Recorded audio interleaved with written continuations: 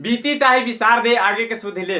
बहुत से व्यक्ति ऐसे होते हैं जो अपने बीते हुए कलों के बारे में सोचकर दुखी और परेशान हो जाते हैं। यदि कोई घटना हो जाती है, यदि कोई हानि हो जाती है तो उसी को सोचते रहते हैं और आगे के कार्य करना बंद कर देते हैं। लेकिन किसी भी व्यक्ति को ऐसा नहीं करना चाहिए, क्योंकि जब तक कोई भी व्यक्ति कुछ कार्य नहीं करेगा तो निश्चित रूप से वो उन्नति नहीं कर पाएगा। कुछ न कुछ हमेशा नया करने की कोशिश कीजिए, क्या पता कि आपकी अगली कोशिश अंतिम कोशिश हो। तो इस वीडियो में आपको बिहार से कुछ जुड़े हुए प्रश्नों को लेकर आया हूँ। तो समय को वेस्ट नहीं करते हुए चलिए वीडियो को स्टार्ट करते हैं। तो चलिए हम क्वेश्चन नंबर 1 को समझते हैं।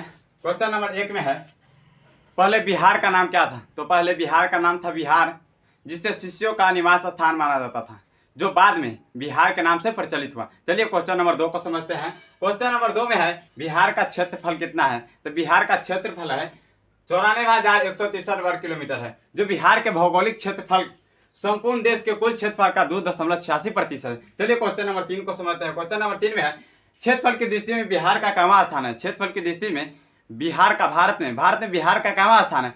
तो भारत में बिहार का स्थान है 13वां, जो सबसे बड़ा राज्य है। चलिए क्वेश्चन नंबर 4 को समझते हैं।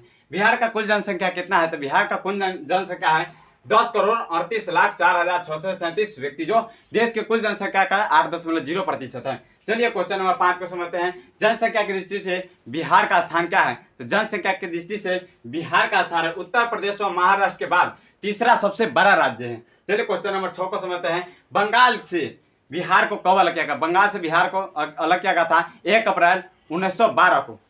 चलिए क्वेश्चन नंबर 7 को समझते हैं। बिहार से उड़ीसा को कब अलग किया गया था? बिहार से उड़ीसा को अलग किया गया था 1 अप्रैल 1936 को। चलिए क्वेश्चन नंबर 8 को समझते हैं। बिहार से झारखंड को कब अलग किया गया था? तो बिहार से झारखंड को अलग किया गया था 15 नवंबर 2000 को।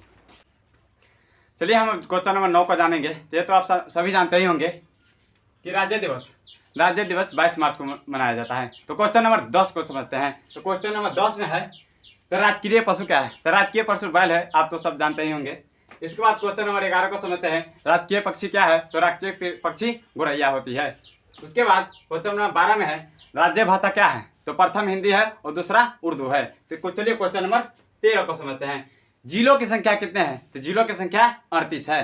क्वेश्चन नंबर 14 को समझते हैं। राज्य के प्रमंडलों की संख्या कितनी है? तो राज्य के प्रमंडलों की संख्या 9 है। वही बात करें अनुमंडलों की, अनुमंडलों की संख्या 101 है। चलिए क्वेश्चन नंबर 15 को समझते हैं। प्रखंडों की संख्या कितने हैं? तो यहाँ प्रखंडों की संख्या 534 है। चलिए क्वेश्चन नंबर 16 में जानते हैं, क्षेत्रफल की दृष्टि से सबसे बड़ा जिला कौन सा है? तो क्षेत्रफल की दृष्टि से सबसे बड़ा जिला गया है। वही बात करें जनसंख्या की दृष्टि के, तो जनसंख्या की दृष्टि से सबसे बड़ा जिला क्या है? तो पटना है। चलिए हम क्वेश्चन नंबर 18 को समझते हैं। तो क्वेश्चन नंबर 18 में है, पटना उच्च न्यायालय की स्थापना कब हुई थी? तो पटना उच्च न्यायालय की स्थापना 1916 में हुई थी।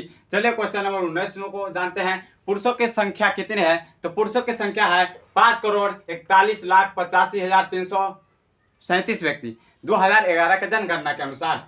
और क्वेश्चन नंबर 20 को समझते हैं। तो वही स्त्रियों की संख्या कितनी है? तो स्त्रियों की संख्या है 5,96,19,200 व्यक्ति है, 2011 के जनगणना के अनुसार।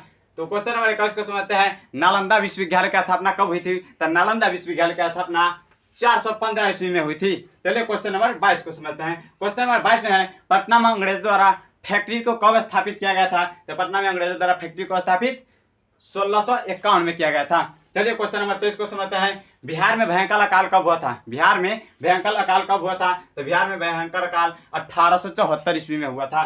तो वही क्वेश्चन नंबर 24 को समझते हैं। पटना विश्वविद्यालय की स्थापना कब हुई थी? तो पटना विश्वविद्यालय की स्थापना 1917 में की।